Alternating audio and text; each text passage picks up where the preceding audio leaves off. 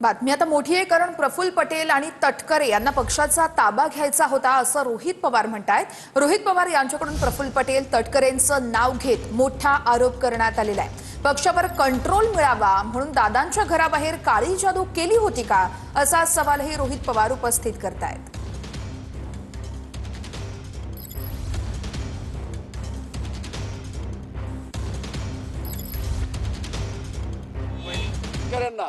पक्षाचा ताबा घ्यायचा होता, कारण का अजितदादा हयात असताना जे फालतू खर्च होते, नरेश अरोरावरचा खर्च असेल, इतरही काही खर्च असतील, काही गोष्टी पार्टीमध्ये चुकीच्या पद्धतीने होत होत्या, काही लोकांचं कर्तृत्व नसताना सुद्धा त्यांना मोठी मोठी पदं पक्षामध्ये दिली होती आणि मग दादा कार्यकर्त्यांचं आमदारांचं ऐकत होते।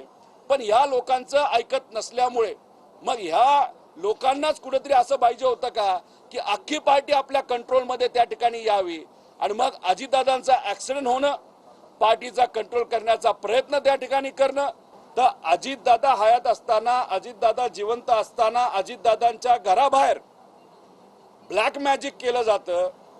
कदाचित नाशिकचाच जो बोंधू बाबा आहे त्या माध्यमातून दादांच्या घराबाहेर तिथं काळी जादू करण्याचा प्रयत्न, नाही तर पूजा करण्याचा प्रयत्न त्या ठिकाणी होतो। मग ती काळी जादू नाही तर तो जो काय पूजा आहे त्याच्या मागे करण्याचं कारण म्हणजे पक्षावर कंट्रोल यावा, असं काय होतं।